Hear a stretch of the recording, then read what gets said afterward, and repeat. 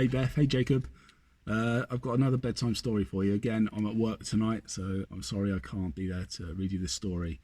But the story I've got for you has been picked by firefighter Helen Rogers, who works with me at the fire station, and it's called The Story of the Little Mole Who Knew It Was None of His Business. It's all about poo, so I know you'll love it. One day, the little mole poked his head out from underground to see whether the sun had already risen. Then it happened. It looked a little like a sausage, and the worst thing was it landed right on his head. "How mean!" cried the little mole.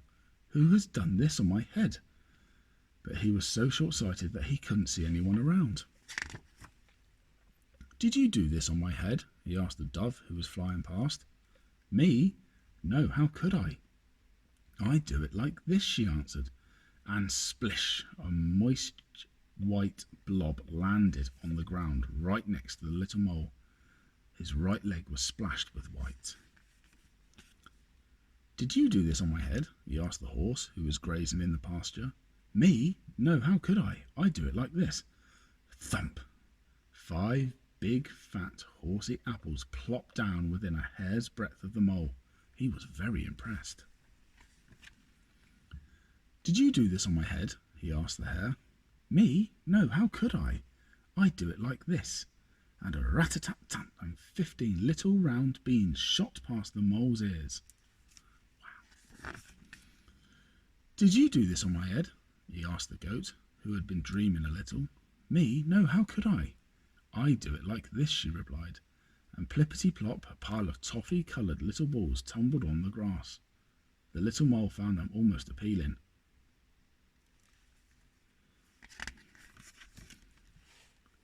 "Did you do this on my head?" he asked the cow who was chewing the cud. "Me? No, how could I? I do it like this." And kerplosh!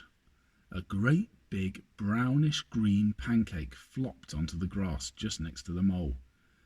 He was very relieved it had not been the cow who had done something like this on his head. "Did you do this on my head?" he asked the pig. "Me? No, how could I? I do it like this," replied the pig, and plop, splat! A little soft brown pile fell on the grass. The mole held his nose. "Did you do this on my—" And he was going to ask again, but as he came closer he saw only 2 big, fat, black flies, and they were eating. "At last, someone who will be able to help me," thought the mole. "Who did this on my head?" he asked them. "Keep nice and still," buzzed the flies. There was a short pause, and then, "It is clear to us it was a dog." Finally, the little mole knew who had done the business on his head. It was Basil, the butcher's dog. Quick as a flash, he climbed onto Basil's kennel, and pling! A tiny black sausage landed on top of the dog's head. Satisfied at last, the little mole disappeared happily into the hole underground. The end. And that was the story of the little mole who knew it was none of his business. Thanks for listening again, Beth, Jacob. Have a good night. I'll see you again soon. Love you.